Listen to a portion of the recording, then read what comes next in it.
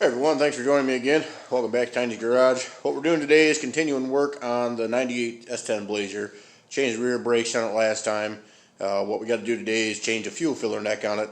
Rusted all to hell, leaking all over the ground. We got a new part off eBay. It was like $90 some. I believe it's a little short, so I'm thinking it must have been for a truck or something. But we'll modify it, make it work, get it on there.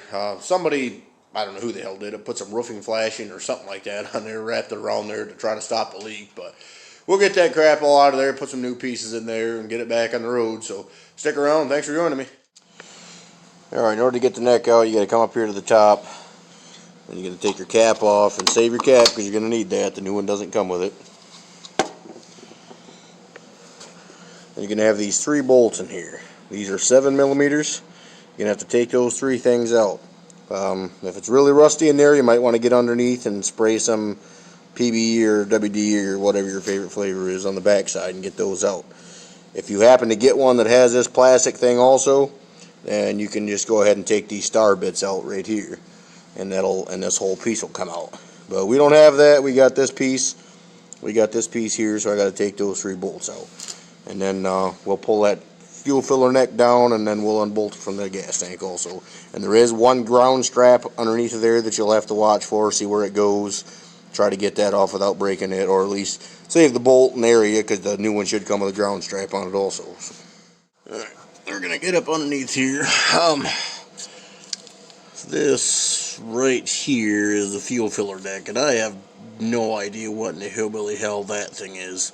It looks like somebody took some roofing flashing tape of some sort and tried to tape that up in there, and they had another deflector up in there somewhere else that was trying to get to it, but then it goes, the tank's up there about mid-vehicle, and I don't know if you can kind of see it or not, but the fuel filler neck goes in right there. We need to keep that rubber piece. The new piece does not have that, so we'll check that, make sure it's not all busted to hell, or weather checked or whatever. But first order of business, these damn things don't ever work unless you're in a, within a couple years old vehicle. They may work, so I don't have the jack for it. I'm not even going to attempt it. I'm going to take the damn death wheel and chop that son of a bitch right out of the way. If I cut the end of the rim up, I don't really give a shit, so we're just going to get it off there so that we can get in there and get a little more room to fix this thing with. So, alright, got that thing off there. How I got it out of there, pretty much just cut in here as best I could. Maybe took a little pie cut like out of the sides about where the rim was at on both sides. Then took a hammer and beat right here in the center, and it caused these little ends to fold in, and I was able to slip through the center of the rim. Didn't really hit the rim at all, and I'll just take the cutoff wheel, the death wheel, since I got it here, and I'll just lop that cable off. And if I need a spare tire, they'll put it in the back of the rig. But we're going to get up into this now. Like I said, the fuel filler neck goes up into there, bolts into the side of the thing, and then wraps down and around and up to the fuel tank. So shouldn't be too bad now that I got that out of the way. Got my jack stand in place over there. Not a Harbor Freight one. It's got 2 sets of clamps on here because this is just a short piece of rubber hose. So you got a clamp here that clamps it to this tube, and a clamp on this side that clamps it to the tank. What I've decided to do is to take this clamp that clamps it to the tank off, so that this whole rubber piece on both of these, there's one there, one there. So this rubber piece will come off of the tank side. Reason is because this is not all rusty and crusty and stuff, so I'm hoping this side will come off a little bit easier. Plus, wiggling around and trying to get this out of here, I don't want a bunch of that shit breaking off and falling down inside of there. So I'm just hoping this side will come off a little bit easier, and then I'll fight with this to get it off once I get it out of the Blazer here. Alright, got it off there. Kind of a pain in the ass getting it up off the top of here. So if yours isn't quite as rusty as that, or you've got a new piece of hose, you could probably just cut that with a razor knife and get it out of there. But it goes up around through here and up over top of this bracket up here. It goes up over top of here. You can see my hand up there now, but it kind of goes up over top of the rail and then tucks back down inside of here. So I think what I'm going to end up having to do is take the new one, because it's a whole piece. I believe it comes apart in a couple of sections, so we'll probably have to take it apart and shove the fuel filler neck part up into there, and then the hose will route around and go up through there and then the other third piece will just go down and hook onto that. Up underneath of this bracket here, there is a couple of like bent tabs that I believe at one time probably held that fuel filler neck. I'm just going to try to bend them and break them out of the way so that nothing sharp is in there. I don't think they're really needed because it hooks onto the tank and then 3 bolts up there. So we'll see, and if I end up needing to do something there, I'll just zip tie it down or we'll figure something out. But those are all rusted up and sharp anyway, so I'll come back to you when I get the new piece out and we'll take a look at it. This is kind of a rusty piece of crap to come off here. You can see how bad it is. Pretty much it broke in half right there. The smaller line, your return line or vent line or whatever that is there, just busted up in 2 or 3 different sections. So it was pretty bad. There was no way we could have just patched it to fix it, so that's why we needed to get a whole new one. So here's the new piece. They bought it off of eBay or Rock Auto or Amazon or one of them. I'm not really sure which one it came from. But as you can see, you know, fuel filler neck here. I think what I'm going to end up having to do is unbolt it, either take the clamp off here or here, depending on which way gives me a little bit better room in there. And then it kind of, you'll have to snake it down through, and then the rubber pieces that we unhooked off of the tank side have to go back on there because it doesn't come with new ones. Then you got your ground strap here hooked up, and we'll find some place for that because the one that was on this other tank was busted off, but we may have to clean up an area and just put a self-tapper in somewhere. So this is the bracket, I believe, that's up underneath that cross member that I couldn't get to.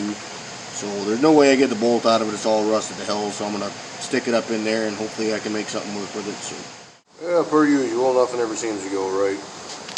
This new one here is probably a foot shorter than the old one here.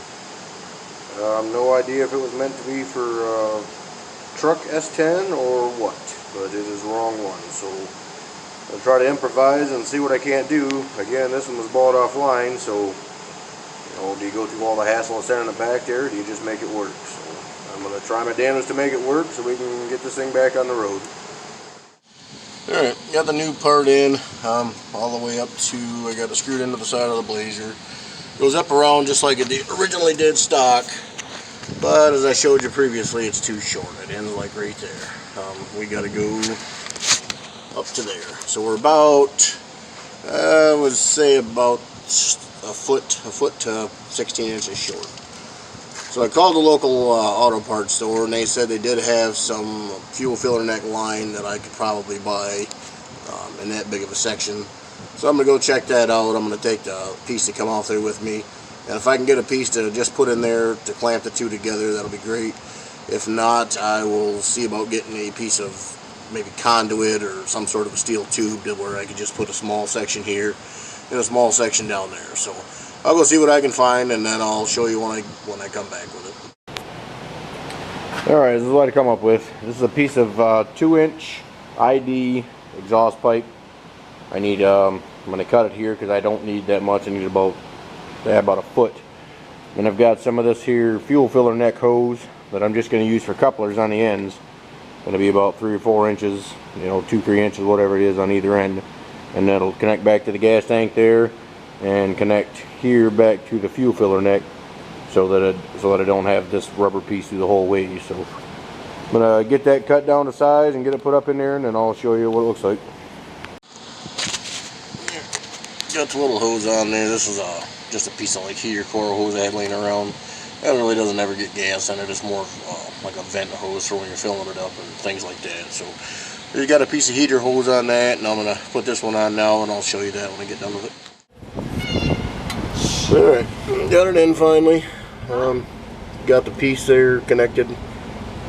Rubber line there, metal hose, rubber line. And then it goes back up into the piece that we bought and goes up, connects. All I got left to do is hook the ground up right here. I'm just going to run that over top of that, clean off a spot right there, and probably just self-tapper it. So. Alright, got another one done. Got the fuel filler neck fixed. It's not leaking anymore. Got the new calipers in the back, new brake shoes or pads, whatever you call them. New slide pins, pretty much everything back there except the rotors is new.